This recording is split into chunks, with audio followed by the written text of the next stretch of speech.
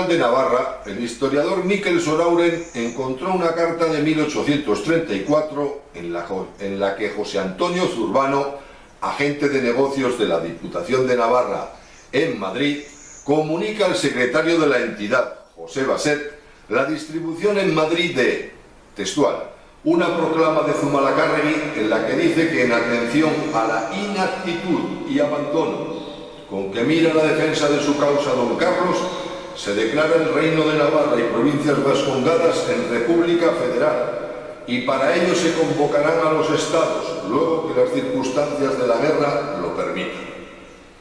El aguintari vasco no pudo culminar su plan, pues murió el 24 de junio de 1835, a consecuencia de una herida de bala mal atendida, que muchos consideramos como plan B de un asesinato.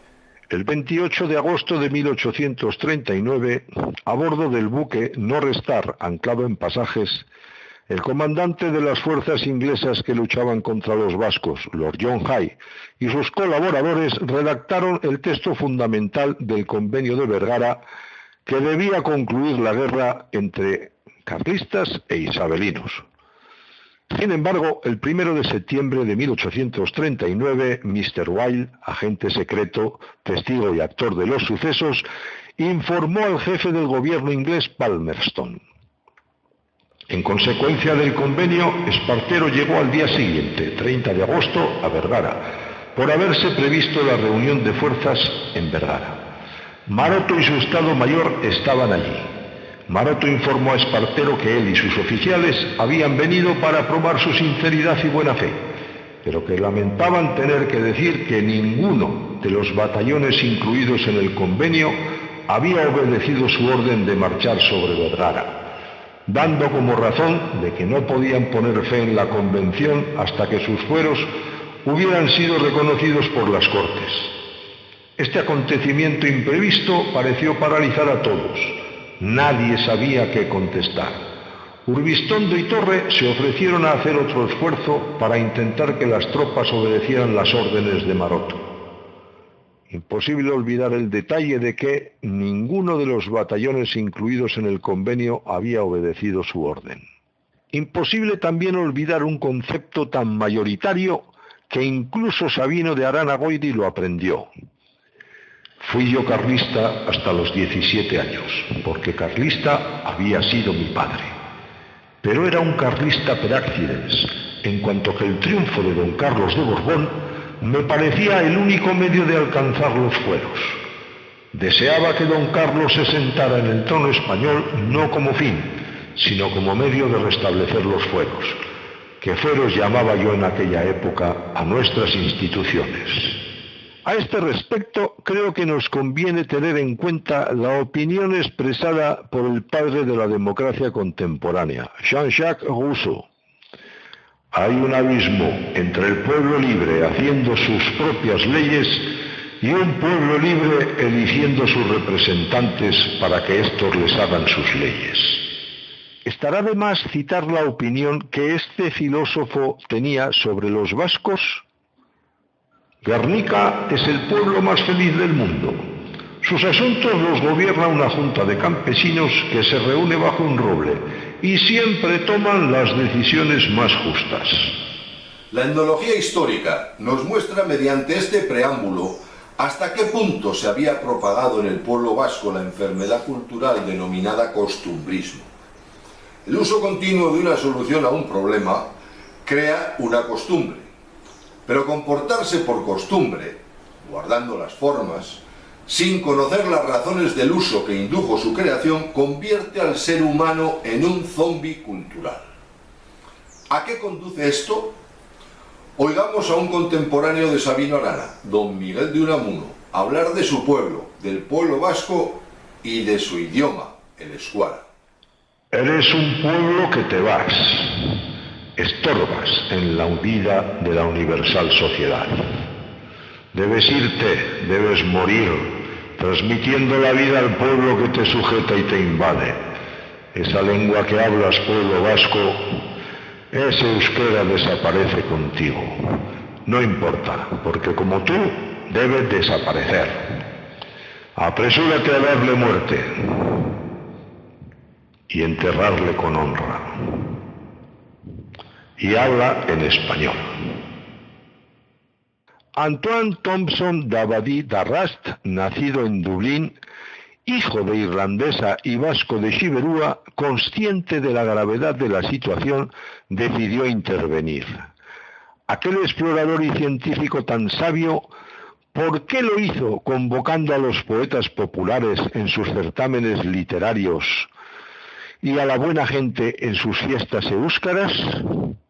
Ya lo dijo el maestro de maestros, Sócrates: conócete a ti mismo. Imposible olvidar que investigar en el legado, en la memoria histórica de los antepasados, fue la clave del éxito para la regeneración del pueblo vasco. El proceso llegó al ámbito político. Consciente del lastre ideológico indoeuropeo que contenían entes históricos como el Condado de Álava, Señorío de Vizcaya, Provincia de Guipúzcoa, Reino de Navarra y los vizcondados de Labort y Suberoa, Sabino de Arana Goiri lanzó una proclama nueva que concretaba un anhelo antiguo.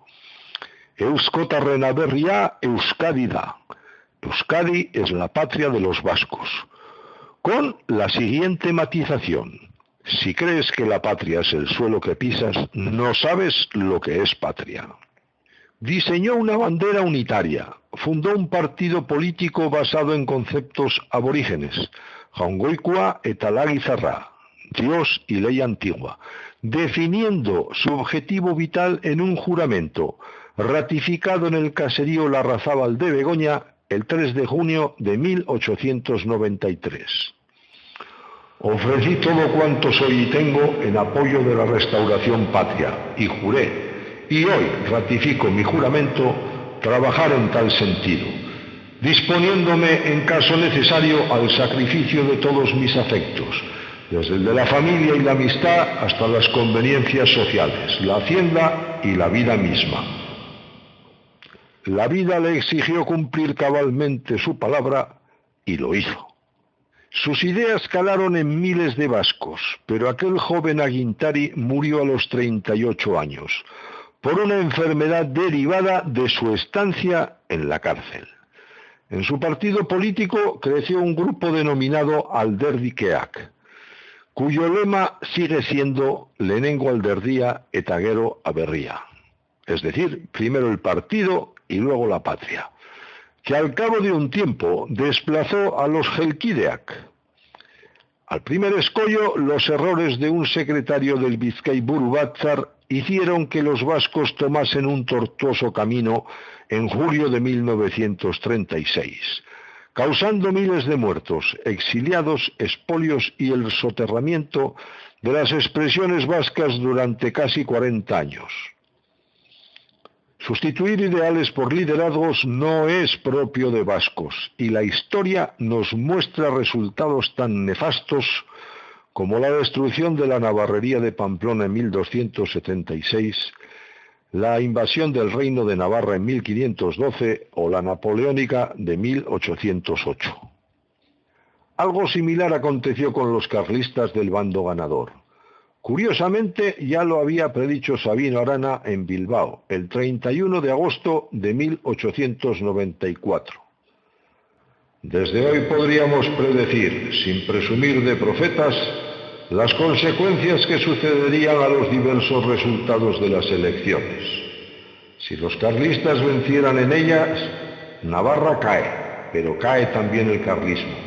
Quedará herido de muerte por haber incurrido en tan infame imprudencia.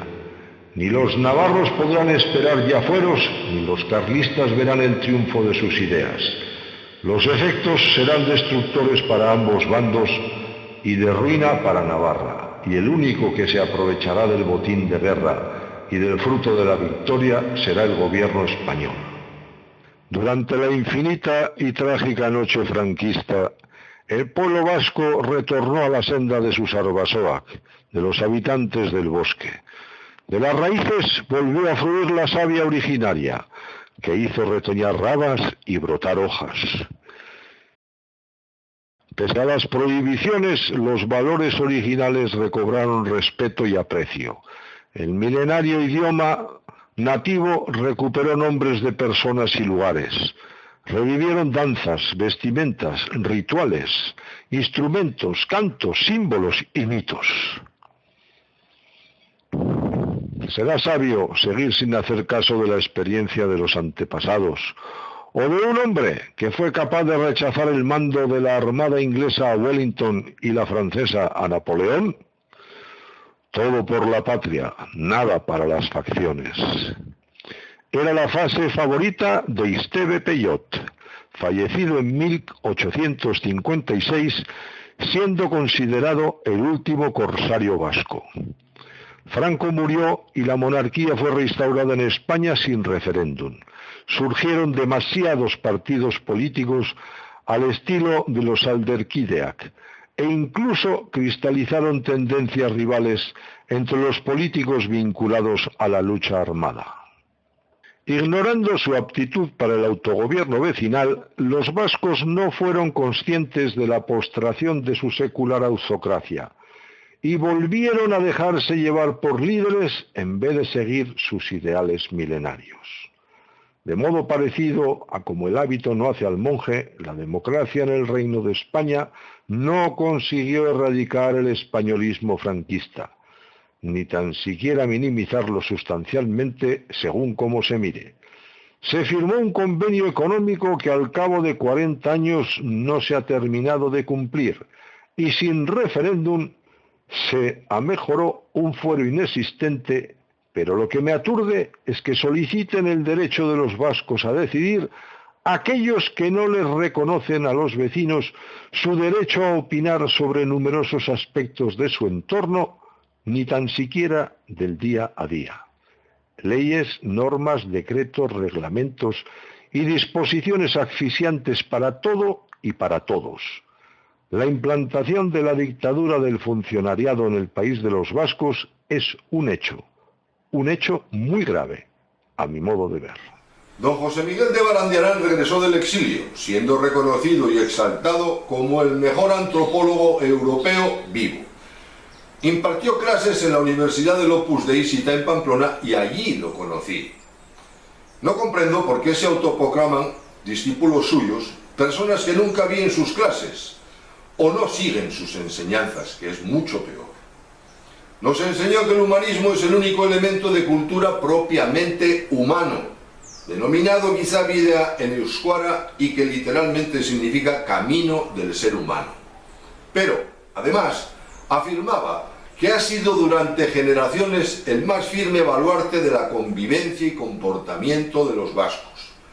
Gizabide bat gizaldietan, euskaldunen elkarte eta jarduaren esoin eta zuraje izan dana.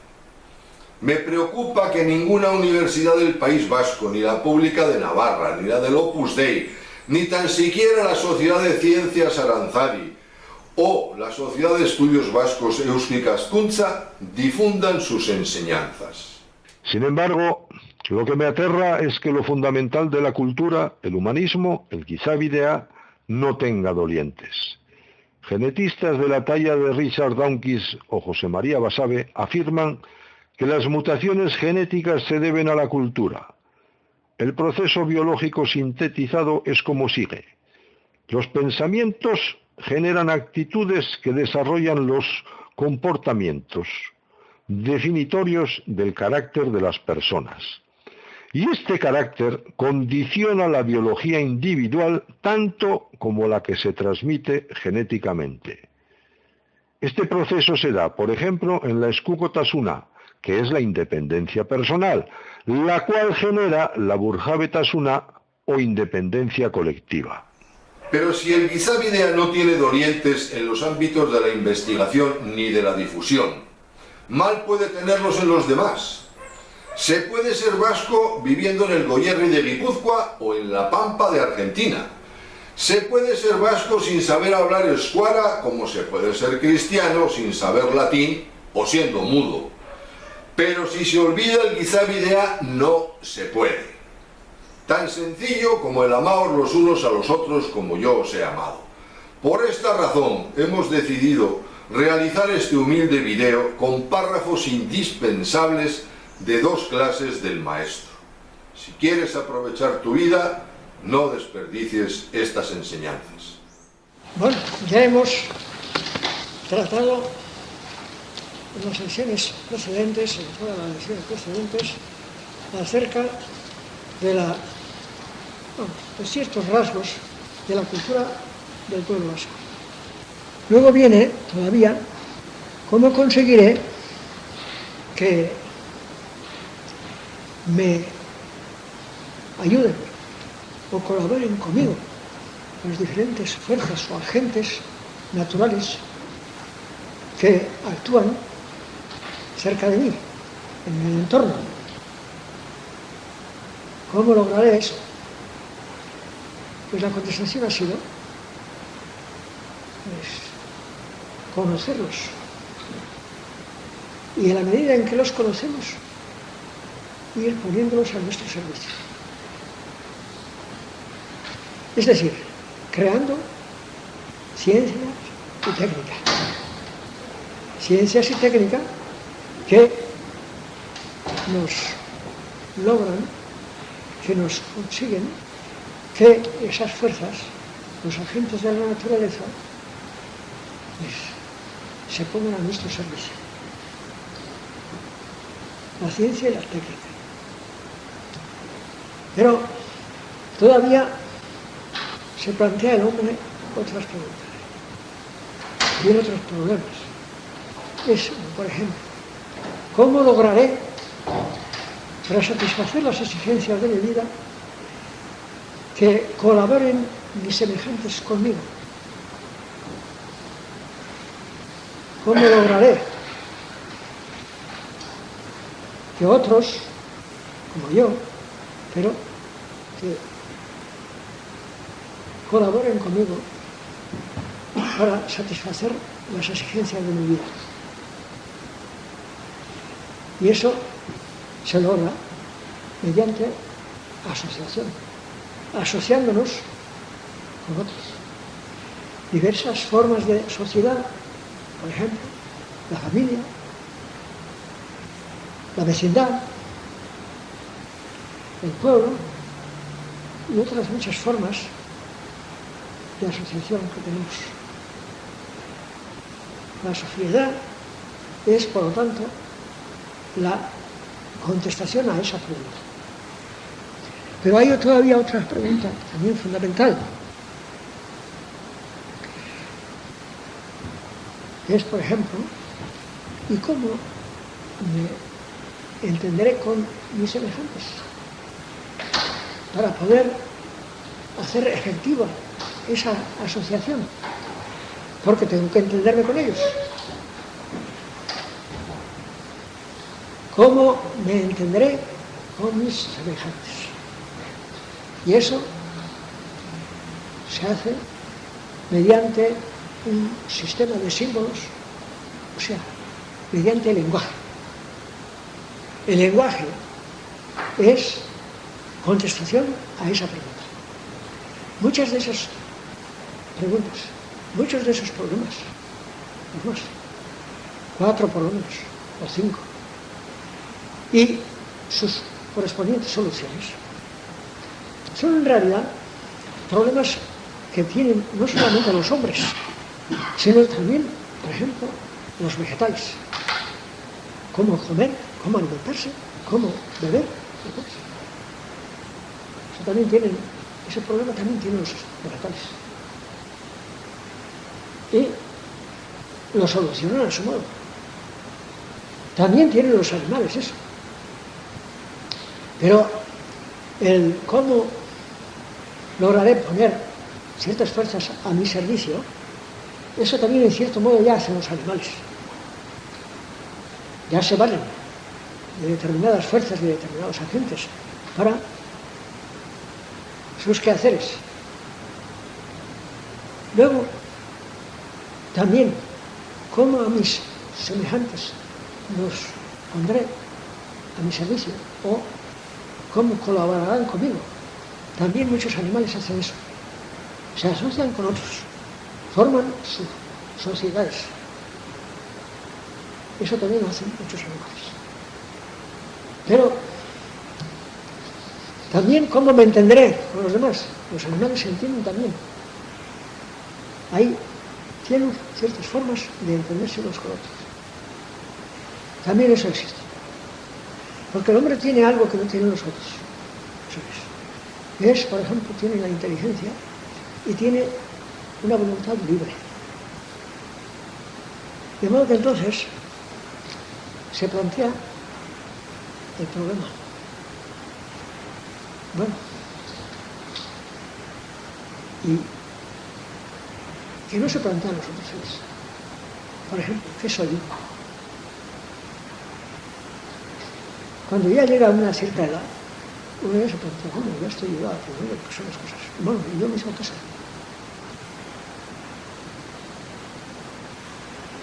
Bueno, ahora esa es la cosa que no les he explicado. Ese es un elemento de cultura que es característicamente humano, por lo tanto, es propiamente la cultura. Así. La cultura de verdad es la solución que se da a esos problemas. ¿Qué soy yo? ¿Para qué soy yo? ¿Cuál es mi destino? Y la solución que se da a esos problemas es lo que se llama humanismo. Ahora, como estamos hablando de la cultura vasca, yo no voy a hablar ahora de las soluciones que se han dado en otras partes y más. Bueno, también se han dado aquí algunas soluciones que no son precisamente las que son propiamente tradicionales. Por ejemplo, ¿qué soy yo? ¿Cuál es mi destino? Bueno, pues algunos dan la solución siguiente. Mi destino es simplemente satisfacer mis concupiscencias, mis ansias de poseer cosas, de enriquecerme, ir haciendo riquezas, acumulándolas. Pero hombre, qué cosa más siempre. No, para eso somos nada más. Me acuerdo de uno que decía, hombre, le dicen, ¿para qué estás acumulando dinero? Tus hijos, lo que a ti te está costando años de acumular, tus hijos los van a gastar en tu país. Y contestaba, ya les costará gozar tanto como yo he gozado en consiguiendo eso, acumular estas riquezas, ya les costará gozar tanto como yo en conseguirlas, ellos en gastarlas. Bueno, claro, uno ya dice, si para eso vamos a este mundo, bueno, otro dirá, pues gozar todo lo que pueda. Ese es el hedonismo, es el suerte de religión, en donde se pone una cosa como fin en sí, que es gozar. Bueno, a eso también van los animales. Bueno, otro ya dirá, sí, lo que trasciende, lo que supera al hombre y para lo que está el hombre es el pueblo. De modo que la prosperidad del pueblo, y después redundará en la prosperidad del pueblo. Bueno, aquí se elige el pueblo, una suerte de divinidad, tal es el totemismo. Hoy está muy en boga eso, el totemismo, no con ese nombre. No, ya desde tiempos antes ya llamaba el totemismo así. Cuando yo fui a estudiar a Leipzig, precisamente estos problemas de esto. Entonces, claro, se decía claramente que era la base del marxismo, por ejemplo, que era el totemismo. Bueno, luego, en los estudios etnológicos del totemismo se desprestigió un poco como primera cultura. Entonces ya desterraron esa palabra y ya no dicen una palabra a propósito de las bases filosóficas del marxismo, como por ejemplo el totemismo. Pero importa poco. En realidad se considera al pueblo como ser supremo. Bueno, claro está. Antes que el pueblo está el hombre, porque si no, no hay pueblo. Este es el concepto implícito en el espíritu de una hermandad armada del siglo XIII, establecida en todas las merindades de Navarra, para enfrentar a los valderos, es decir, a los caballeiros que robaban y estragaban la tierra. Una hermandad armada que durante más de 200 años denominó señorías a los monarcas del reino de Navarra en vez de reyes. Me refiero a los infanzones de Obanos, cuyo lema, a mi juicio, tiene total vigencia. Gens libera estate, pro patria libera siat. La gente debe ser libre para que la patria pueda serlo. Ahora, aquí, ya les he dicho a ustedes que estamos hablando acerca de la cultura vasca. Tenemos que saber cuál ha sido la solución dada por el pueblo vasco a ese problema. ¿Qué soy yo? Generalmente, ahora, la gente, cuando ocurre cualquier accidente, o cualquier enfermedad, o cualquier muerte, o así, o alguna cosa insospechada, inmediatamente, de una manera espontánea, suelen decir vergüenza. Es que era bueno del techo. ¿Qué significa? No dependemos de nosotros, sino de otro que nos trasciende. De modo que ese otro que nos trasciende, a eso se llama Dios. De modo que entonces, inmediatamente hay un recurso a Dios. No dependemos de nosotros. Hemos nacido sin saberlo. Y nos llevan de este mundo, queramos o no queramos, acaso en el momento que menos pensamos. Entonces, no dependemos de nosotros. Nuestro ser no depende de nosotros. Bueno, el hombre en general no ha surgido en el mundo por su propia decisión. De modo que hay otro que ha decidido. De modo que se recurre a un otro. Pero ese otro que es anterior a nosotros, superior a nosotros y nos trasciende a todos. Y a eso se ha llamado Dios. En vasco llama Yenko. Bueno, tiene otros nombres también. También se ha llamado Inco. También todavía se llama en muchos sitios Jinko. Bueno, no importa poco.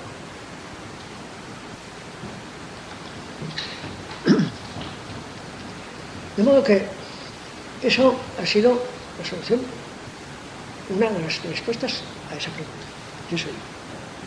Pero después resulta que si yo dependo de otro, si estoy ligado con él, por naturaleza, por mi ser, si estoy ligado con él, pues ahora que llego a tener conciencia de las cosas, naturalmente debo estar ligado con él en conciencia. Estar ligado en conciencia es reconocer eso, que dependemos de eso. El reconocimiento es cosa de la inteligencia, de la conciencia. Reconocer eso.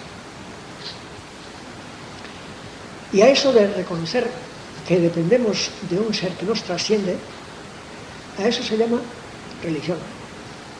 Si ese ser que nos trasciende suponemos que es pueblo, entonces es otra religión, que es el portugués.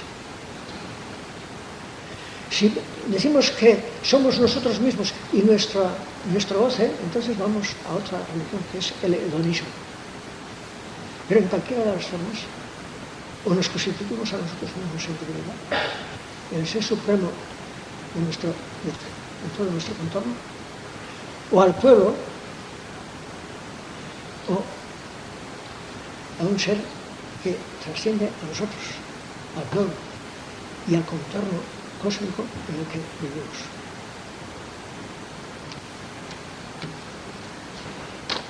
Esto último es en realidad lo que ha estado en la concepción humana del hombre vasco. Esto último ha sido lo tradicional. No quiere decir que todo el mundo así pensaba. sido eso lo general. Y tampoco quiere decir que conforme a esa concepción han vivido todos. Muchas veces tenemos una concepción, tenemos un programa de vida y hacemos lo contrario. ¿Por qué? Porque el hombre es una cosa muy compleja, porque no es solamente inteligencia y voluntad libre. Hay en el hombre otras muchas fuerzas, que son las concupiscencias, como en el nivel animal, que son, por ejemplo, el hambre, la sed, como vegetal que es, como peso e inercia, como materia cósmica que es. De modo que todas esas cosas están en el plan del hombre. Es complejo. Y una de esas fuerzas, naturalmente cada una, tiende a poner a todo el hombre a su servicio. De modo que si el hombre no jerarquiza esas fuerzas, entonces, pues a una de esas fuerzas le obligará a poner todo él a su servicio. Y eso lo hace. Y si tiene un programa de vida conforme a la solución dada a ese problema fundamentalmente humano que hemos dicho, se pone sus fuerzas al servicio de una determinada fuerza que es precisamente de nivel animal, de nivel vegetal, entonces naturalmente trastocamos el orden. De modo que no hacemos propiamente el humanismo, sino el humanismo ponemos al servicio de esa fuerza. Y entonces, claro, si nosotros tenemos un programa de vida basado precisamente en la solución dada a las preguntas característicamente humanas, fundamentales, como son, por ejemplo, ¿qué soy yo? Y no, ¿cuál es mi destino? De que ya hablaremos. Pues, si todo eso pone al servicio de otra fuerza que no es precisamente de ese nivel, entonces ya trastocamos el orden. Quiero decir que no nos comportamos como hombres, nos comportamos como animales, que ya somos también, o como materia bruta, que también somos, o como vegetales, que también somos. De modo que todo eso ya nos ocurrirá. Ya he dicho cuál ha sido la solución dada al problema de peso. Eso ha sido lo tradicional. Bueno. Ahora, es que siempre ha sido así. Claro, nosotros no conocemos el pueblo vasco de todos los tiempos.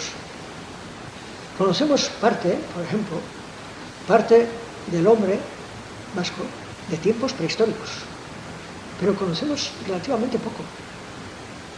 Conocemos productos materiales de su cultura, porque los otros productos, que son generalmente en la cultura los más importantes, esos no se fosilizan y no se han conservado y no los conocemos. A partir de esos productos materiales es por donde tenemos que ir barruntando, y barruntar no es saber con seguridad, barruntando lo que sería la distancia.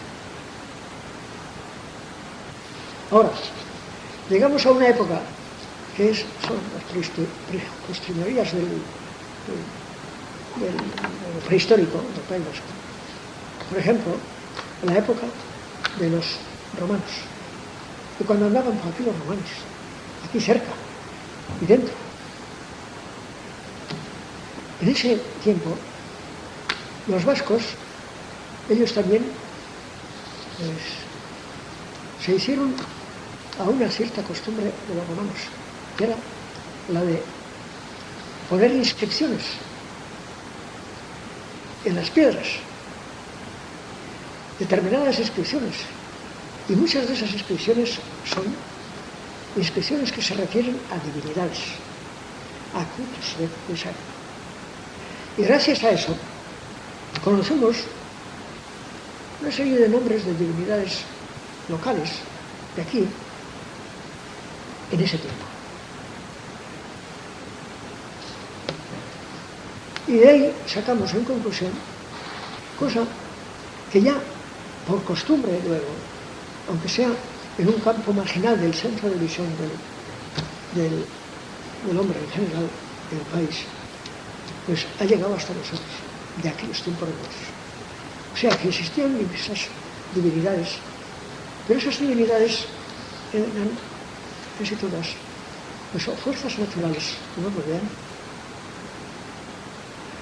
o elementos de la naturaleza, como el sol, la luna, por ejemplo, montañas, puentes, lagos, determinados árboles, bosques, y así. De modo que había divinidades así. Claro está, después ya hablaré, se hizo que hubiese aquí un animismo, o sea, el pensar que las fuerzas que nos sobrepasan todavía, que no hemos dominado todavía, pensar que se trata de fuerzas anímicas como las fuerzas de nuestro cuerpo, que están al servicio de nuestra alma, o sea, de nuestro pensamiento, de nuestra voluntad. Pensar así, que también las otras fuerzas están así, que allí mismo existe un cierto ser que está actuando, pero de una manera consciente, allí mismo. Pues es el animismo, que luego, concretando, un poco más, personificando, pues viene a ser politeísmo, o sea, son divinidades, númenes, géneros. De modo que existía un politeísmo, así. Pero un politeísmo y un animismo en los cuales estaba subyacente el pensamiento fundamental de que no dependemos de nosotros mismos, sino de otro que nos trasciende. Solo que eso que nos trasciende a nosotros no eran esas fuerzas. El punto de aplicación de ese concepto no estaba bien dirigido, bien situado, mejor dicho. Nada más.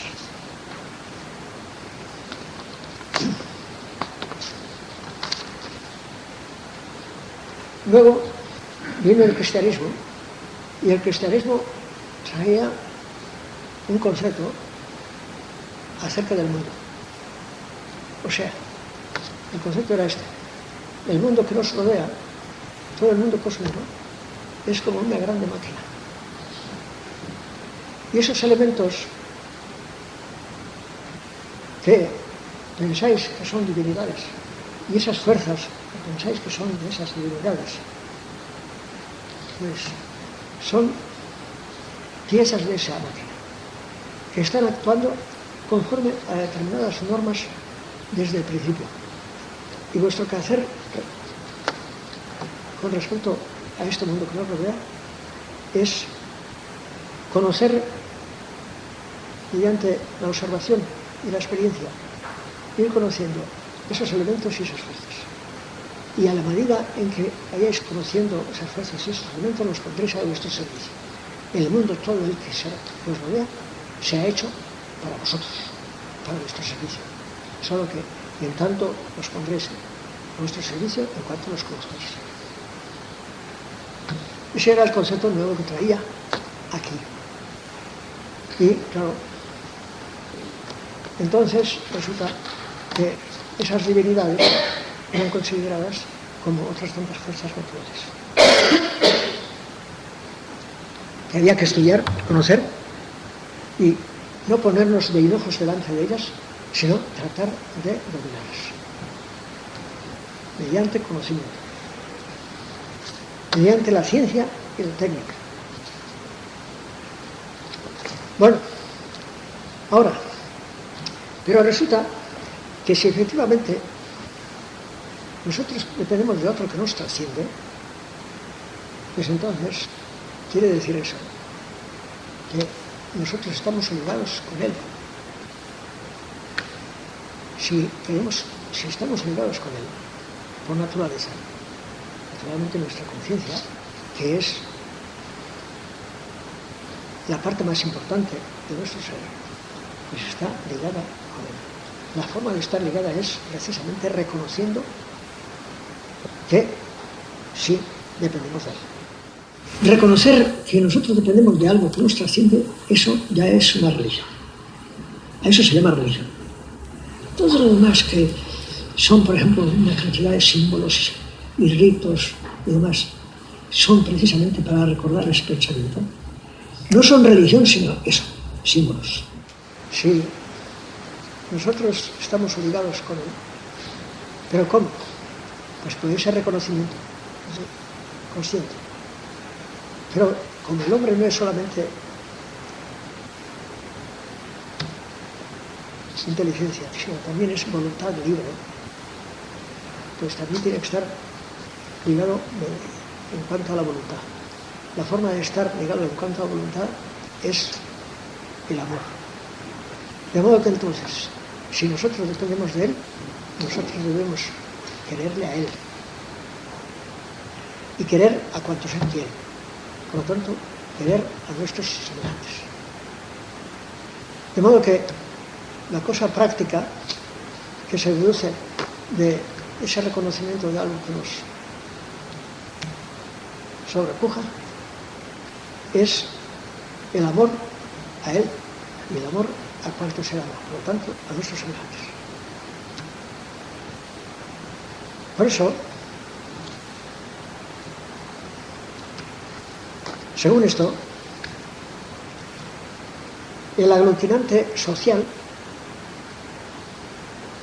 de la vida social humana, el aglutinante, la base de la vida social humana, en este caso, es el amor mutuo. No es el odio, no es el rencor, no es la violencia. La justicia consiste en respetarse unos con otros, unos a otros. No hay justicia. Donde no hay amor, difícilmente hay un orden justo. Porque no hay justicia interior. No hay respeto interior. Donde no hay respeto interior ya falla la justicia totalmente. Claro, puede haber un orden justo. Por el miedo. Por temor a la policía. Por temor al castigo. Puede haber. Pero eso subsistirá en tanto en cuanto subsiste esa fuerza exterior. Pero internamente no existe el respeto. Por lo tanto, no existe justicia. No hay justicia. De modo que el amor es, según esa religión, basada en el concepto de que se reconoce un ser que nos trasciende como razón de ser de nuestra existencia. Pues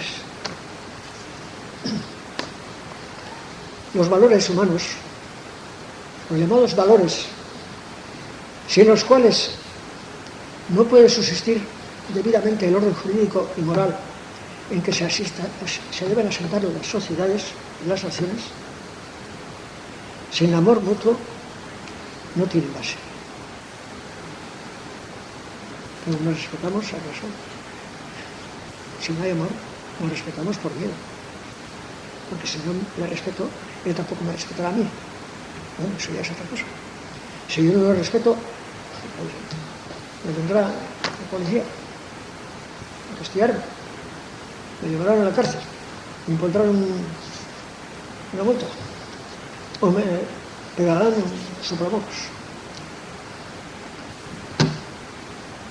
De modo que en esas fuerzas se mantendría nuestra sociedad.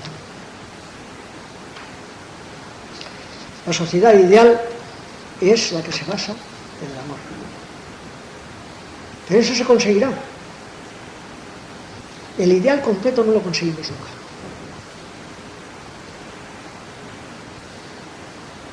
No lo conseguimos.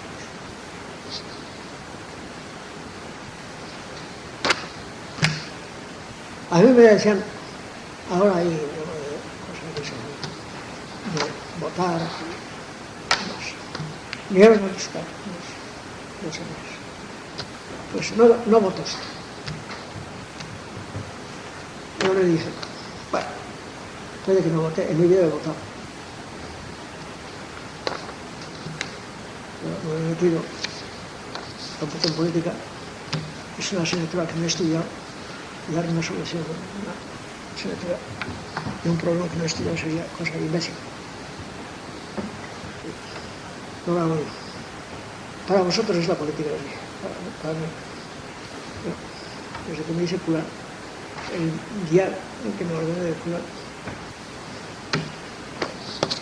Cruz y Raya, dije, no me meto yo en política porque eso que lo hagan otros que no sean pues. No es cosa de pues. Y no he votado nunca. Bueno, puede que algunos me digan que he hecho mal. Pero les dije esto. Vosotros decís que no votar. Bueno, hasta ahora habéis estado chillando porque en 40 años no ha habido manera de votar aquí. Y ahora decís que no votar. Sí, porque no se logra lo que nosotros queremos. Mira, les dije, lo que vosotros queréis y lo que yo quiero no se logrará nunca completamente. El ideal no lo logramos nunca, totalmente. Si porque no nos abren totalmente la puerta dejamos de salir, estaremos siempre encerrados aquí.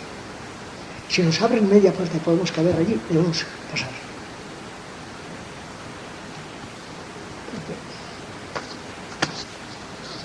Esa solución de que o nos abren todo o si no, no pasamos, eso no lográis eso.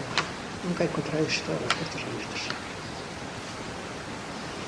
Las cosas abstractas, las concepciones estas abstractas acerca de la religión y del humanismo y demás, ¿acaso a uno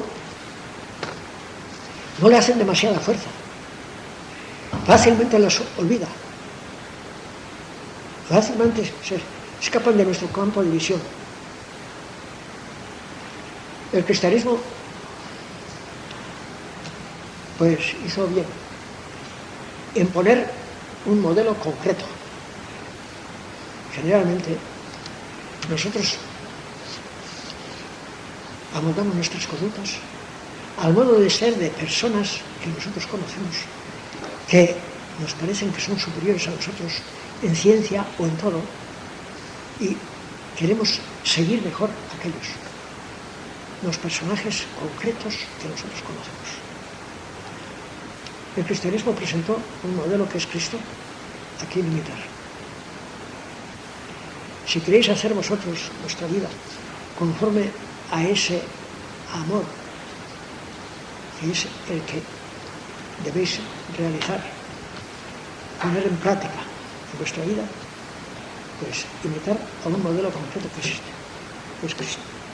Esa era la novedad que trajo el cristianismo.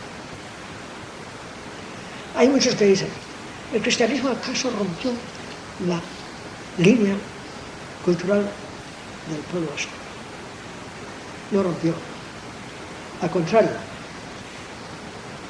esa concepción fundamental de nosotros dependemos de algo que nos trasciende, el cristianismo confirmó esa concepción y le dio más fuerza. No rompió eso. No puso como ideal humano, por ejemplo, o el pueblo, como el totemismo, o el osar, como el hedonismo. No hizo eso. Puso precisamente aquello que ya estaba en el fondo de la religión del pueblo vasco. Lo nuevo que trajo fue eso, traer un modelo a quien imitar, precisamente en ese camino, de amar a Dios y al prójimo. El otro día estuvimos hablando, como digo, acerca del humanismo.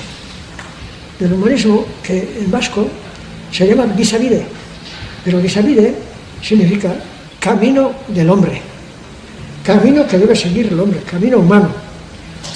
O sea, ¿qué dirección ha de tener el comportamiento del hombre? Eso es el humanismo, ¿no? Literalmente significa eso. Ahora, decíamos humanismo y sus bases. Claro, el humanismo aquí es, desde luego, pensar que los hombres tienen que respetarse a sí mismos, unos mutuamente, tienen que respetarse. Pero como base de respeto se ha considerado el amor mutuo. Donde no hay amor, no hay respeto interior, y entonces corre peligro de que exteriormente tampoco se respeten. Claro, si hay policía y una fuerza que los obligue a ello, ya lo conseguirán, pero eso ya no es verdadera justicia, no es verdadero respeto. Verdadero respeto es el que uno, libremente, pero con verdadera tendencia a ello, con verdadero amor, lo hace. O sea, sin que nadie le obligue, que no le obligue ninguna fuerza exterior, sino que él mismo, por su propio pensamiento, por su propio juicio, pues llega a eso, de que su comportamiento debe estar basado en el amor mutuo, el amor doctor. Por lo tanto, el humanismo vasco ha tenido como base, por lo pronto, como una base, ha tenido eso, el amor mutuo, como base. De modo que, sin el amor mutuo, no comprende que pueda haber justicia.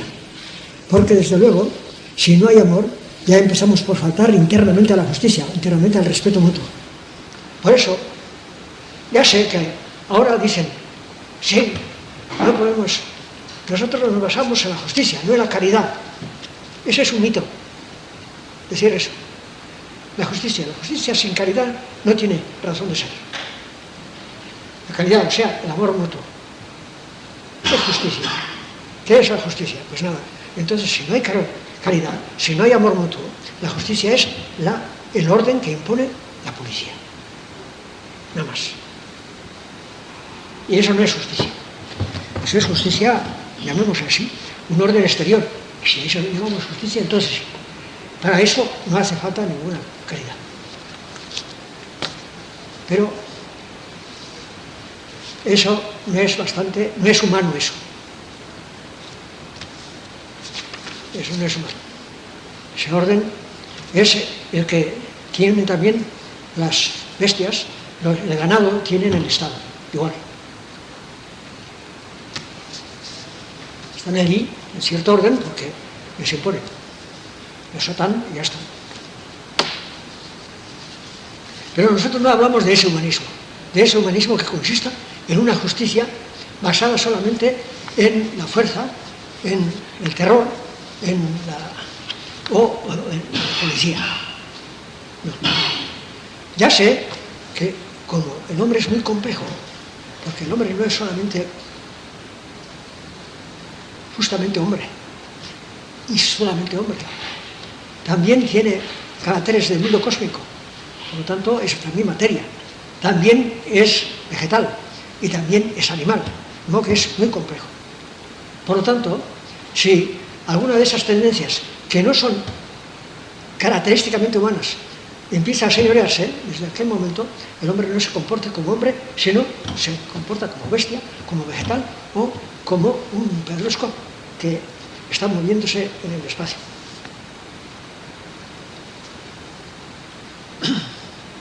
Pues bien, en el País Vasco no se ha concebido así, precisamente, la justicia. Se ha concebido la justicia como basada en el mutuo respeto y amor. Sobre todo, amor. Pues bien,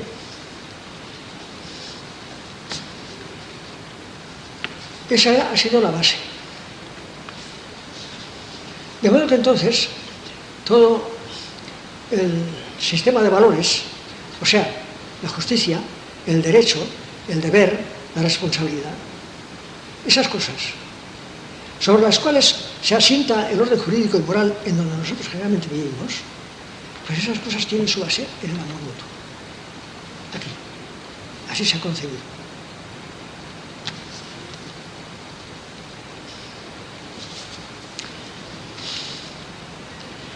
De modo que tenemos, claro, y el amor mutuo, perfectamente.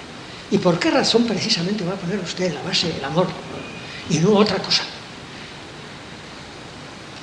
Pues existe, esa base tiene también su propia base, tiene su pedestal. De modo que el amor mutuo tiene su razón de ser, eso quiero decir.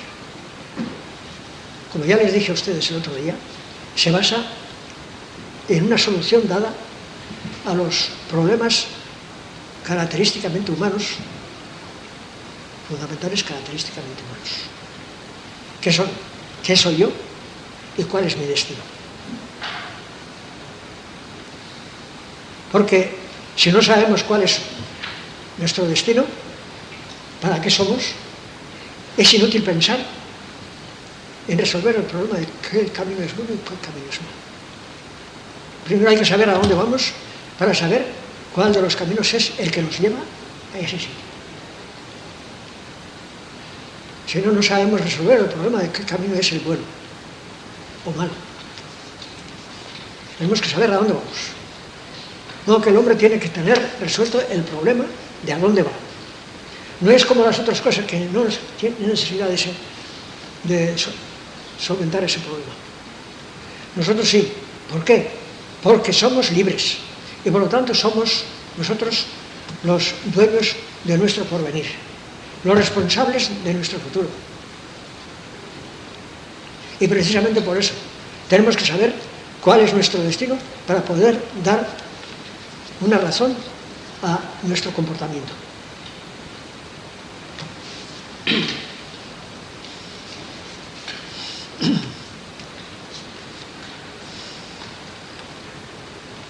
De modo que, ¿qué somos?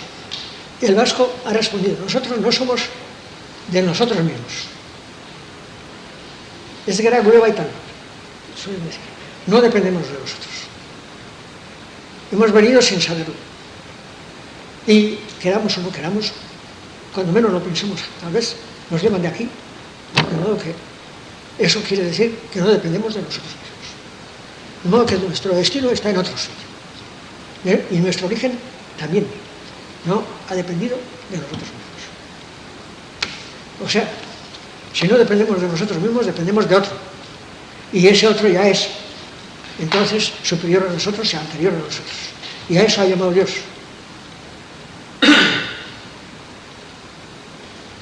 Y ha pensado, en el universo nosotros somos los únicos que sabemos hacer cosas al estilo de las que ya están hechas en la naturaleza. Podemos hacerlas y las hacemos. Y eso es porque tenemos inteligencia. Sí, pues en esta pequeña parcela que somos nosotros mismos, parcela del universo, vemos que se necesita inteligencia para hacer estas cosas. Pues esas otras cosas que nosotros no hemos hecho, pero que son parecidas, tenemos razón para pensar que han sido hechas por una inteligencia. Pero no es la nuestra. Es ese procedimiento que empleamos en todas las ciencias. Cuando nosotros hacíamos, por ejemplo, en el laboratorio, pues experiencias para conocer cómo han sido hechas muchas cosas en la naturaleza, pues sometíamos los diversos elementos conforme a nuestra manera de pensar. Hacíamos experimento con los elementos para conocer cómo han sido hechas. Nosotros no hemos sido testigos de cómo están hechas las cosas, pero queríamos darnos cuenta de cómo han sido hechas. Y entonces teníamos que hacerlos nosotros mismos aquello y ver, mediante nuestra inteligencia, hacer aquello mismo. Y pues, para hacer mediante nuestra inteligencia esto, hay que proceder de esta y otra forma. Entonces en la naturaleza se ha procedido así. Ese es el procedimiento que se emplea en la ciencia para conocer cómo están en otras partes las cosas, por lo poco que nosotros conocemos en nosotros mismos y en nuestro alrededor, por la experiencia propia. El arquitecto que trata de hacer pues, un edificio, planear un edificio, indudablemente tiene en cuenta las condiciones de las leyes de la gravedad, por ejemplo. Bueno, pero ese ha hecho experimentos él. Sí, pues luego ha hecho. Pero ¿cuántos? Pues todavía está haciendo, pero él en ese pequeño espacio nada más. Que sí, que los cuerpos caen de esta forma. Y por lo tanto tengo que procurar que tengan una cierta verticalidad las paredes y demás, porque si no van a caer, porque ya sé que así ocurre en pequeño. En pequeño, es en pequeño donde hacemos nosotros nuestros experimentos. Pero pensamos que en lo grande ocurrirá también, y acaso de una manera más catastrófica, si nos descuidamos. De modo que, ¿qué hacemos entonces? Somos nosotros testigos de lo que va a ocurrir en el edificio que nosotros vamos a construir, lo que va a ocurrir mañana. Es que está usted seguro de que lo que hoy ocurre aquí, mañana va a tener lugar también. Usted es testigo de lo de mañana, de pasado mañana, de dentro de un siglo. No. Pues está usted extendiendo pues esa pequeña parcela que es su propio ser y su contorno, donde únicamente ha hecho sus experimentos, está usted extendiendo a siglos de distancia. ¡Qué atrevimiento! O a muchos kilómetros, miles de kilómetros de distancia. Otro atrevimiento. Pero eso es lo que hacemos. Y no hay más remedio que hacer así. Eso lo hacemos siempre. Bueno, pues entonces que mucho que digamos, puesto que nosotros necesitamos para hacer estas cosas que hay en la naturaleza, para saber cómo están hechas. Si nosotros hacemos cosas parecidas, pero necesitamos inteligencia para hacerlas. Entonces, es un disparate decir que alguna inteligencia ha realizado esas cosas. Pues eso mismo realiza, ese mismo procedimiento y ese mismo método empleamos en todo lo restante de la ciencia. Y de eso algunos, pues, se escandalizan. ¿Cómo? Claro, esto sí, usted sí, pero no, eso otro es anterior a nosotros. Claro, indudablemente que es anterior a nosotros. Las cosas que estudiábamos también acerca de cómo se habían formado, por ejemplo, los conglomerados del terciario, o mejor dicho, del secundario, que es donde más hay. Bueno, pues aquellos experimentos que estaban muy distantes de nosotros, a muchos millones de años de distancia, pero teníamos que interpretarlos mediante el experimento actual aquí. ¿Qué quiere usted que haga? No hay otro procedimiento, y ese procedimiento empleamos en todo.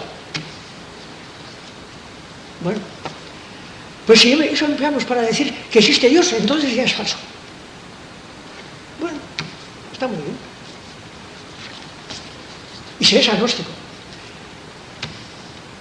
en cuanto a eso, si es agnóstico. Bueno, y usted es agnóstico en cuanto a la comida que va a hacer esta día al mediodía. O sea, usted no sabe si aquello está preparado bien o si está envenenado. Va a tener que hacer usted un análisis. Y el análisis de usted también será seguro, no es eso. No es usted agnóstico en cuanto al análisis. Si generalizamos el agnóstico no puede vivir nunca. Afortunadamente el agnóstico, por más que diga que es agnóstico, pues no lo es más que en determinado punto. El amor ha sido el aglutinante de la vida social. Por lo tanto, el amor ha sido la base de la justicia, del deber y del derecho, de la responsabilidad, etc., que son los valores, sistema de valores, sobre los cuales se basa el sistema jurídico y moral. Pues bien, pero hemos dicho que tiene su razón de ser esa base, o sea, el amor. Y su razón de ser está precisamente en la solución que da el vasco a la pregunta ¿qué soy y cuál es mi destino? Entonces, si mi destino está en manos de algo que me sobrepuja, que me trasciende, de otro que es superior a nosotros y anterior a nosotros, que nos trasciende, al que llamamos Dios, si en eso está, entonces nosotros estamos ligados con Él, por naturaleza. Nuestra razón de ser está en Él. Si estamos ligados por naturaleza, eso quiere decir que le tenemos que amar. Y si le amamos a Él de veras, amaremos a cuantos Él ama, y por lo tanto, a nuestros semejantes. Así pues, resulta que, al fin, ese amor mutuo, el que va a ser la base de nuestra convivencia. O sea, lo que ya hemos dicho antes. Bueno, ahora, eso ha sido de tiempos atrás. Claro está que yo no les he hablado así con detalle, por ejemplo. Incluso en los mitos del País Vasco aparece eso. Está subyacente precisamente ese pensamiento. Así, les recordaré un mito.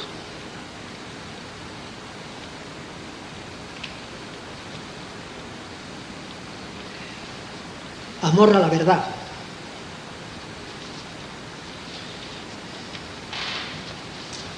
Una señora fue a Anderri, que era una ermita,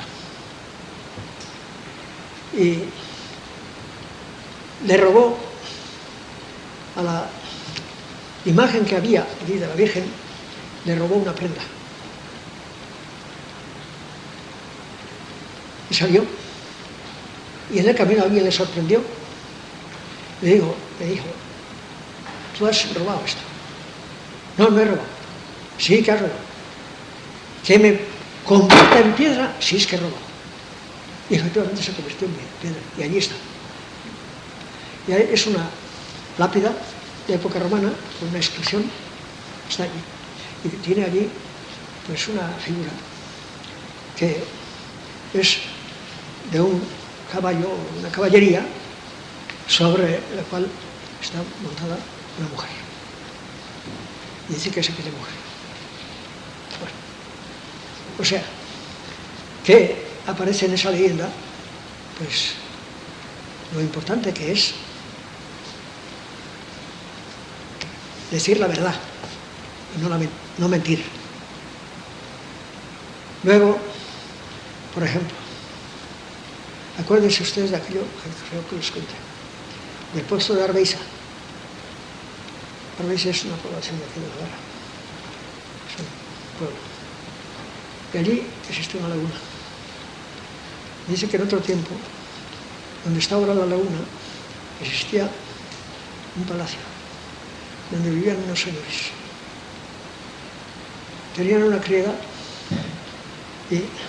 pero resulta que en cuanto aparecía en la puerta un pordiosero, los señores lo despechaban sin corresponderle nada, sin darle nada.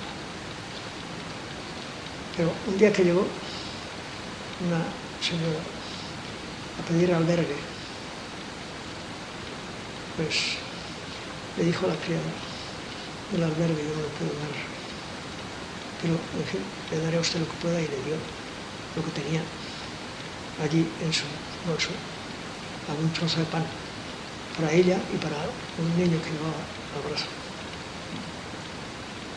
Y le dijo ella, ven conmigo un poco,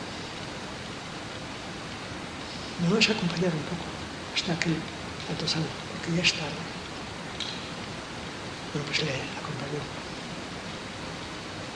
La criada era caritativa, al revés de lo que hacían sus amos, sus señores.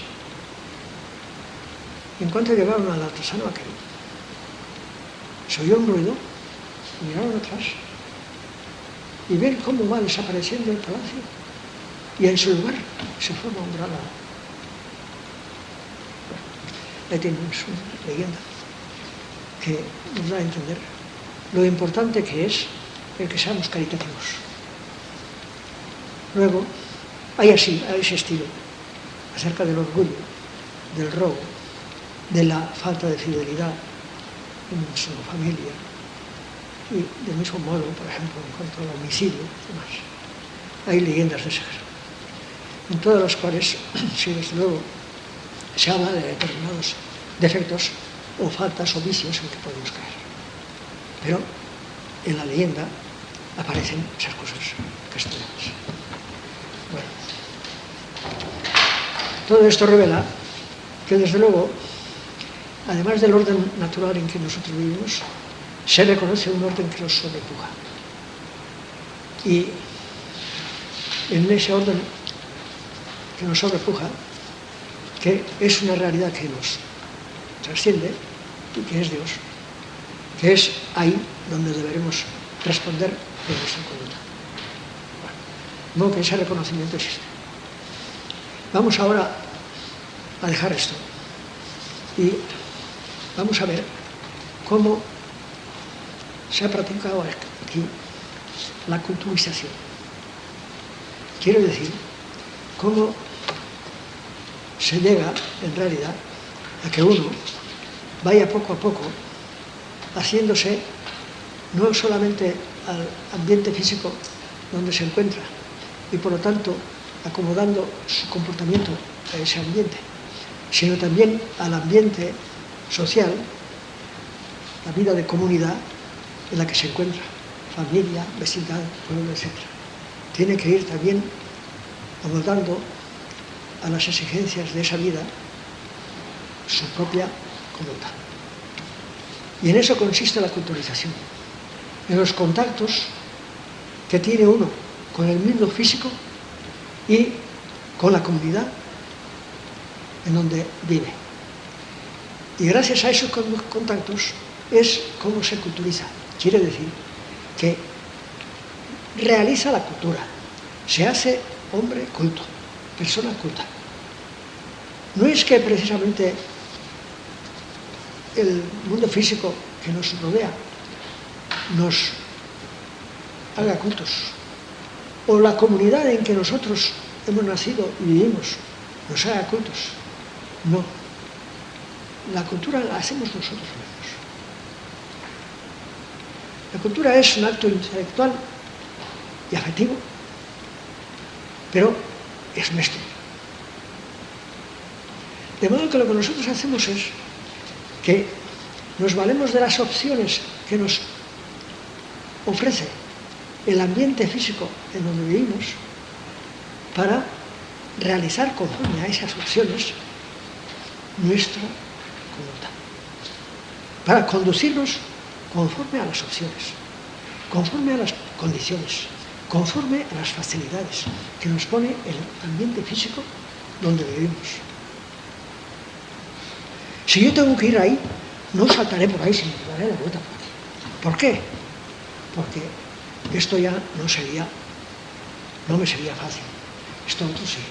La facilidad, la opción está por ahí. De modo que, ¿es que la mesa ha realizado ese giro que ha hecho usted? No, soy yo quien he realizado. Pero he realizado condicionado por la mesa, condicionado por el medio ambiente físico donde vivo. Por lo tanto, yo realizo mis obras conforme a las opciones del ambiente físico donde me encuentro. Por eso resulta como los paisajes naturales, el ambiente físico de cada localidad es diferente y de cada país es diferente. Así resultan también los comportamientos diferentes y, por tanto, esos comportamientos hacen cultura y resulta una cultura diferente. Pero la cultura no la hace solo eso, pero sobre todo la hace el medio social en que vivimos, la familia, la vecindad, el pueblo. De modo que pensamos en la familia. La familia, desde luego, nos enseñan. Claro, decimos que nos enseñan. Nos ayudan a andar. Pero quien tiene que andar soy yo, si no sé andar. Pero nos enseñan a andar, a dar pasos, vamos aprendiendo así. Pero quien tiene que andar es el mismo que aprende. Quien realiza esa operación es él. Si no realiza él, es inútil. Pues lo mismo para hablar. No, que sí. Nosotros hablamos delante de él, emitimos ciertos sonidos y de esa manera él también va emitiendo sonidos y realiza los sonidos, los va emitiendo al estilo de cómo hacen los otros, cómo oye. Bueno, y luego, pues con el tiempo va entendiendo lo que contienen esas palabras o esos sonidos. O sea, como son símbolos, pues naturalmente entra en nosotros el sonido, pero nada más. Pero el contenido no entra. El contenido tiene que ir poco a poco aprendiendo yo mismo a qué contenido responde tal sonido. De modo que así voy poco a poco aprendiendo a hablar, haciéndome con los símbolos y poco a poco también con el contenido. Claro, siendo niño, le da un contenido muy rudimentario, muy simple, muy pequeño. Bueno, pero después, con el tiempo, poco a poco, va cada símbolo, cada uno va llenándolo de un contenido más denso, más importante para él, de más significación. Bueno, pero es él quien hace, cada uno hace. Nosotros, por lo tanto, no somos hechos por el ambiente físico, ni por el ambiente social, no somos una hechura, son hechuras de nosotros mismos. Nos hacemos no por el ambiente, sino en el ambiente. Es un mito de nuestros días.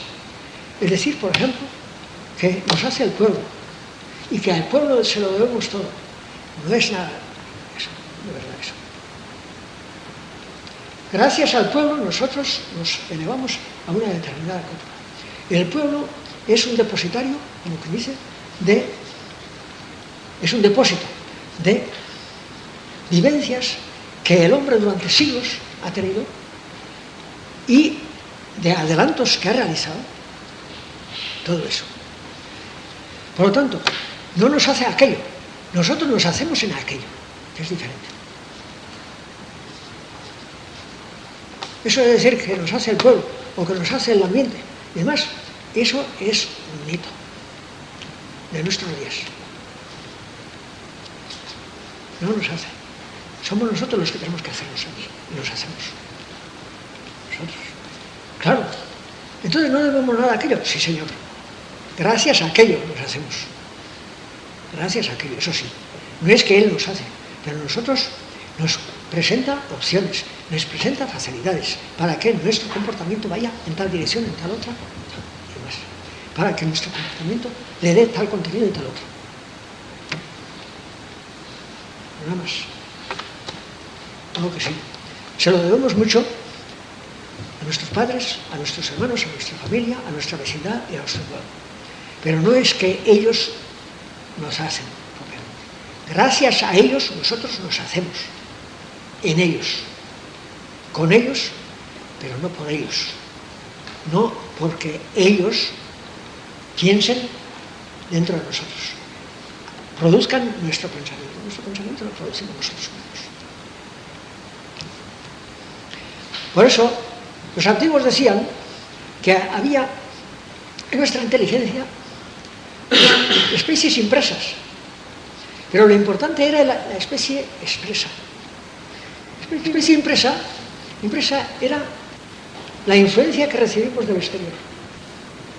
Eso sí recibimos. Y la expresa es la significación que nosotros damos a aquello. Eso es. Pero esa expresa la hacemos nosotros mismos.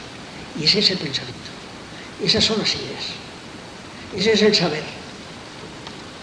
Naturalmente, ¿acaso ese saber y ese pensamiento no lo tendríamos si no tuviéramos esas especies impresas? O sea, si no estuviéramos nosotros en este ambiente físico o en este ambiente social, no seríamos capaces de producir nosotros mismos. ¿Por qué? Pues ya tenemos razones para pensar. La humanidad ha necesitado muchos siglos y milenios para llegar a eso. De modo que nosotros, en poco tiempo que vivimos, ¿cómo vamos a lograr por nuestra propia cuenta todo eso? O sea, gracias al ambiente, gracias a la comunidad, sí, nos culturizamos, pero nosotros nos culturizamos. Nosotros hacemos la cultura. Nosotros nos elevamos a ese nivel de cultura, a esos pensamientos y a esas inclinaciones y tendencias y luego al comportamiento. De modo que, por eso, debemos pensar que lo primero no es precisamente el pueblo, no es la comunidad, tampoco es el mundo físico para nosotros, no es lo primero. Lo primero es somos nosotros mismos. Es la persona. El pueblo no piensa, no tiene inteligencia, ni voluntad, ni es libre. Tampoco el mundo físico lo vivimos. La libertad, la inteligencia y la voluntad está en nosotros. La persona que tiene que hacerse somos nosotros. ¿Y cuándo llegamos a ser personas? Porque nosotros tenemos mucho que no es personal, ya he dicho antes, que somos unos trozos del mundo físico, del mundo cósmico, pero también somos del mundo vegetal y del mundo animal. ¿Cuándo somos propiamente personas? Cuando damos solución a los problemas característicamente humanos, que son ¿qué soy y cuál es mi destino? Entonces empezamos a ser personas. Eso es lo característicamente humano, porque los demás no tienen esas preguntas. Es el hombre el que tiene esas preguntas. Entonces empezamos a ser personas. El reconocer que nosotros no dependemos de nosotros, sino de otro que nos trasciende, eso es un pensamiento, que es característicamente humano. Y a eso se llama religión. No hay que pensar que la religión es un conjunto de símbolos, de ceremonias, de ritos y demás, que no son más que otros tantos signos para recordar ese pensamiento. Pero la esencia de religión consiste en eso, en reconocer que existe alguien que nos sobrepuja, que nos trasciende y en quien está nuestra razón de ser. En eso consiste. Y luego, ese es un pensamiento. El otro pensamiento es esto. Conforme a esto, ¿cómo debo comportarme? Y ahí viene el amor a él y a cuantos él ama, o sea, a nuestros semejantes. Ese es el segundo acto de nuestra personalidad. Formar el plan de nuestro comportamiento, que es comportarnos con amor a nosotros mismos, sí, pero también, pero sobre todo, el amor a Dios y a nuestros semejantes. Y el tercer acto de la personalidad es realizar nuestra conducta conforme a ese pensamiento, o sea, conforme al amor de Dios y de nuestros semejantes. Esos tres actos constituyen lo que realmente hace la persona, que no es cosa propia de los animales, ni de los vegetales, ni del mundo físico que nosotros conocemos. Son propiamente personales del hombre. La persona es, por lo tanto, cuando uno realiza esas dos cosas. Primero, pensar qué somos y cuál es nuestro destino. Luego, pensar conforme a ese destino y a ese pensamiento, cuál debe ser nuestro comportamiento. O sea, sacar el plan, hacer un propósito. Y tercero, conforme a ese plan, a ese procedimiento, a ese propósito, realizar nuestra conducta. Eso es lo tercero y lo más importante. Tres actitudes constituyen lo que se llama la persona humana. Donde no existe eso, se es cosa, no se es persona. La culturización, por lo tanto, ya hemos dicho cómo se realiza. Gracias a nuestros contactos con el mundo físico y con el mundo social. Ir elevándonos a donde se han elevado las personas que se han formado antes que nosotros en este mundo donde vivimos. Pero eso se hace merced a esos contactos. Y la culturización la hacemos nosotros mismos, pero gracias a esos contactos. Bueno, la cultura propiamente no consiste en que nosotros sepamos cómo debemos comportarnos para tener un cierto sistema económico. hay que hacer, pero no consiste en eso la cultura propiamente. La cultura, eso ya lo hacen también los animales, también los vegetales, también tienen su modo de apropiarse de elementos con que vivir, y por eso viven. Tampoco el lenguaje, ni la sociedad, esas cosas ya las tienen los animales. Lo característicamente humano es esto otro. Y eso es propiamente la cultura. La cultura no tiene nosotros. La cultura la tiene el hombre. Y en el hombre lo característico es esto otro. Y eso es lo propiamente cultura. Lo otro que hace el hombre, si tiene también caracteres humanos, porque naturalmente, puesto que es hombre, lo hace como hombre, por ejemplo, crea los sistemas económicos, la vida social, el lenguaje, las técnicas. Todo eso también lo hace el hombre. Pero esas son la parte, como que dice, instrumental de la cultura. Instrumental de la cultura. La cultura es esto otro. Y la culturización, o aculturación llaman otros, se hace en la forma que les he dicho. No me acuerdo de decirles, es que hoy día nos encontramos, no estamos en contacto como antaño, tanto como en el mundo físico, ni con el mundo social, en la forma de antes. No estamos aquí, por ejemplo, en el País Vasco, en contacto con el mundo social vasco. Nos vamos a casa y mirando a la televisión constantemente, y si alguien habla, cállese, y mirando allá, y el otro, y claro, todos. Estamos así, hoy día. Hoy día vivimos en una espuma social, que es la televisión, pero que nos endilga y que nos está acaparando toda la atención. En la clase del 4 de mayo de 1979 dijo don José Miguel de Barandiarán: es bueno que volvamos a las raíces y las conozcamos. Basándonos en ellas, elevemos el nivel de nuestra cultura, de la cultura actual. Si nos dejamos llevar sin hacer caso de nuestras raíces, entonces ya, dentro de poco, ya no seremos ni vascos ni de ningún pueblo determinado. Seremos mundiales. Pero mundiales en el peor sentido de la palabra, o sea, en la superficie de la cultura.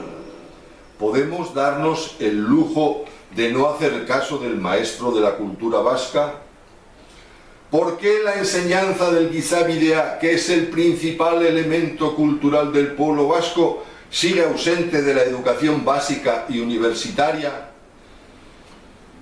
¿Se le dedica una sola línea de investigación, algún espacio en radio, prensa o televisión? Como queriendo salir de una jaula, vociferan algunos askatasuna. ¿No se dan cuenta de que la eskukotasuna empieza por uno mismo? ¿Puede un país ser independiente si la mayoría de sus habitantes no lo son ideológicamente? Aplauden a líderes y se olvidan de los ideales. Lo legal está por encima de la moral. Se redactan leyes, decretos, normas para todo, menospreciando la conciencia de la buena gente, así como el valor de los usos y costumbres ancestrales. Ensalzan convenios económicos incumplidos desde hace 40 años y a mejoramientos no sometidos a referéndum, despreciando fueros que permitían cambiar reyes o ejercer el derecho a la legítima defensa, incluso contra los funcionarios públicos y eclesiásticos. Algunos ensalzan la vía de la independencia, pero ¿acaso no son conscientes de que es opuesta a la burjabetasuna vasca? Es evidente, a mi juicio, que no estamos en la senda de los Arbasoak antepasados. Seguimos en el abismo descrito por Jean-Jacques Rousseau. Hay un abismo entre el pueblo libre, haciendo sus propias leyes, y un pueblo libre eligiendo sus representantes para que éstos les hagan sus leyes. Si te ha parecido bien nuestro trabajo, por favor, ayúdanos a difundirlo.